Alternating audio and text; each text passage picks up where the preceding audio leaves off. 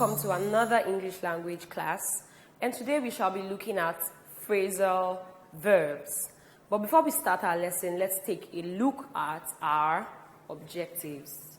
By the end of this lesson, you should be able to define phrasal verbs, give examples of phrasal verbs, state the types of phrasal verbs and their examples, and make sentences with phrasal verbs. And now to our lesson.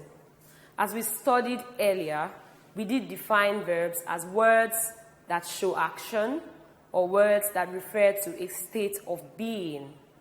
Now, phrasal verbs are a group of 2 or 3 words made up of a verb and preposition, or a verb and 2 prepositions. Phrasal verbs are a group of 2 or 3 words, and those 2 or 3 words are usually a verb and a preposition if it is 2 words, or if it is 3 words, you have a verb and 2 prepositions. Some examples of phrasal verbs are take off, leave out, break out, count out, think up, take off, work out, put off, put out, tear off, run out, pull through, and so on and so forth. When you have phrasal verbs that are made up of 2 words, they are called 2-part phrasal verbs because they are made up of 2 words. We also have 3-part phrasal verbs made up of 3 words, usually a verb and 2 prepositions. Some examples of 3-part phrasal verbs are look up to, look down on, look forward to, check up on, and so on and so forth. Phrasal verbs are generally known as compound words or compound verbs or multi-word verbs because they consist of more than one word. That's why they are called multi-word verbs or compound verbs. Now let's take a look at some examples of sentences where we have used phrasal verbs. The first sentence here says, I didn't think up any solution to the problem. I look forward to seeing you tomorrow. We have run out of fuel. Bolade decided to leave out those ideas. Musa ran away from home last week. Now note that phrasal verbs are not the same as verb phrases. We shall talk about verb phrases in another lesson, but for today we are focusing on phrasal verbs. Now, there are various types of phrasal verbs in English grammar, but basically, or in its basic sense, we have 2 groups of phrasal verbs. The first group is called transitive or intransitive phrasal verbs, and the second group is separable or inseparable phrasal verbs. Now, let's look at them one after the other. Transitive phrasal verbs. Now, if you remember when we talked about types, or when we were talking about types of verbs, we did look at transitive verbs. And if you remember, we said transitive verbs are those verbs that can accommodate objects. Or in any sentence where you find transitive verbs, they always occur with objects. You can find objects in those sentences. So basically, transitive verbs are verbs that take or verbs that accept objects. In the same vein, transitive phrasal verbs are phrasal verbs that accept or accommodate objects. Now let's take a look at the examples we have here. Tammy cooked up that lie. In this sentence, we find the object lie. The subject is Tammy, the phrasal verb is cooked up, and there's an object lie. So, this phrasal verb here, cooked up, is a transitive phrasal verb because it can accommodate or it accommodated an object. Next we have, you really should think up a solution to that problem. Here, a solution is the object of the sentence. You is the subject, and think up is the phrasal verb. Now remember that objects are the words or the entities that are acted upon by the verb. So in any sentence where you find an object, the verb or the phrasal verb there is a transitive verb or transitive phrasal verb, as the case may be. The second group or the second type is the intransitive phrasal verbs. And these are phrasal verbs just like intransitive verbs. They are phrasal verbs that do not accept objects or do not accommodate objects. Wherever you find transitive verbs or phrasal verbs, they can stand on their own in that sentence without necessarily taking on objects. For example, here we have, Kalada decided to go for a workout. There's no object here. There's nothing this verb or this phrasal verb is acting on. So, the phrasal verb workout is an intransitive phrasal verb. And next we have, mother surprisingly showed up. Showed up here is the phrasal verb, but there's no object here. The verb is not acting upon any object, so the transitive verb showed up is an intransitive phrasal verb.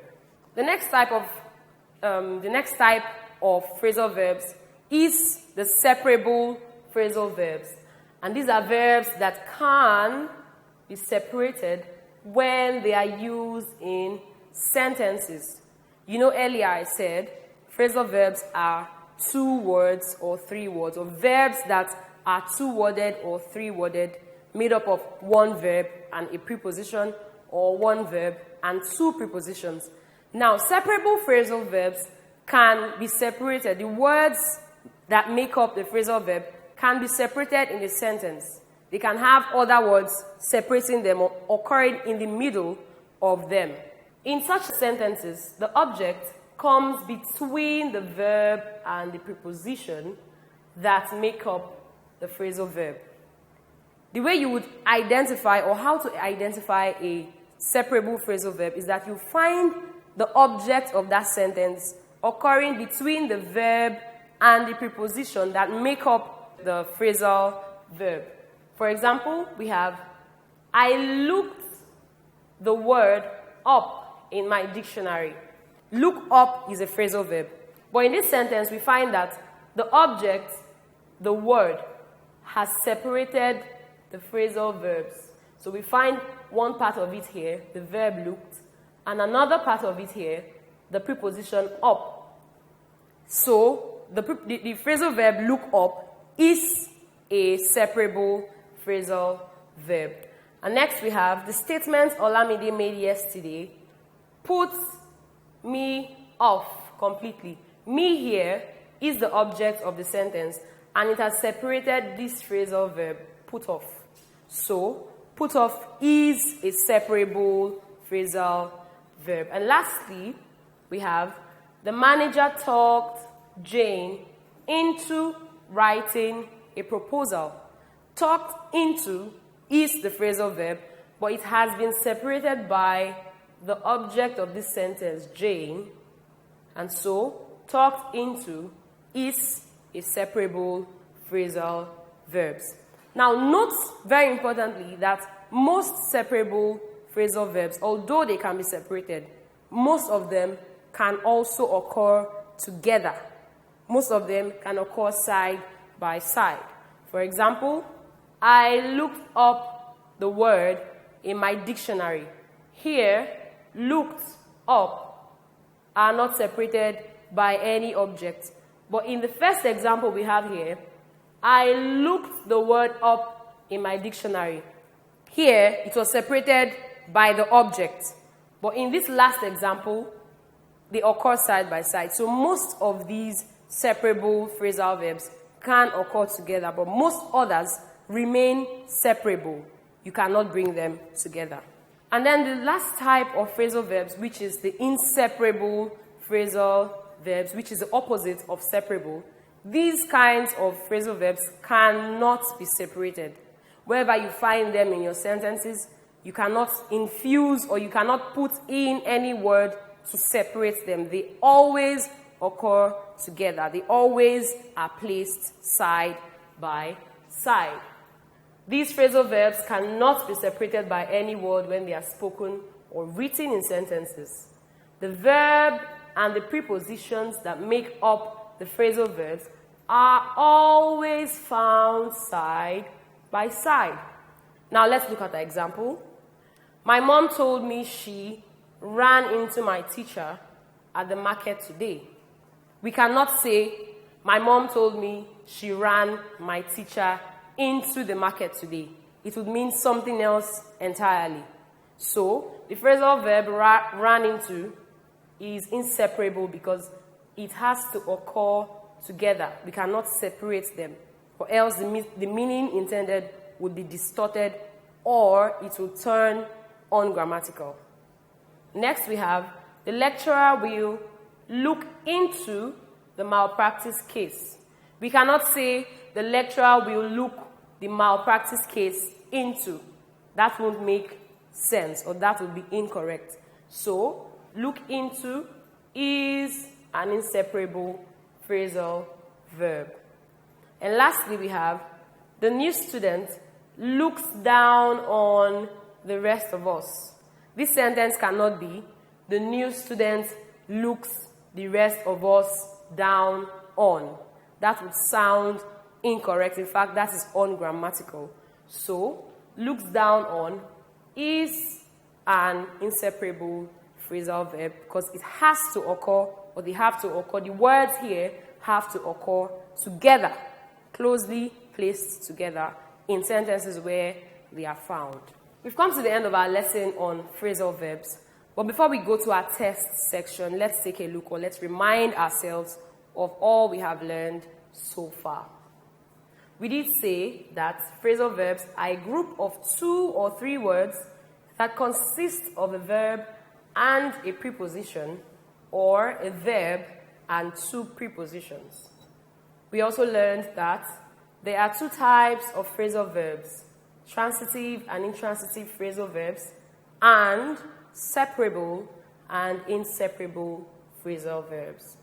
We did also learn that transitive phrasal verbs occur with objects in sentences, while intransitive phrasal verbs do not take objects. And lastly, we learned that separable phrasal verbs can be separated by the object in the sentences, while inseparable phrasal verbs occur side by side. Now let's go to our test section. Question 1 says, what type of phrasal verb is run on in the sentence? Our generator runs on diesel, not petrol. What kind of phrasal verb is run on?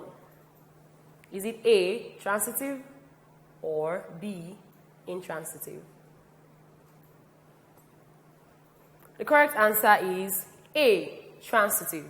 I did mention that transitive phrasal verbs are those phrasal verbs that can take objects. And if you look at this sentence, our generator runs on diesel is the object acted upon by the verb runs on. So, transitive verb, so, runs on is a phrasal verb which is transitive, a transitive phrasal verb. Question 2 says, is the phrasal verb in this sentence separable or inseparable? I will no longer put up with your attitude. Is it A, separable, B, inseparable? The correct answer is B, inseparable. The phrasal verb here is put up with, and we find them in this sentence occurring side by side. They are not separated by any word, object, or subject, or whatever. They are occurring side by side, so if you picked B, you are correct. We've come to the end of our lesson on phrasal verbs today. Thank you so much for watching and see you next time.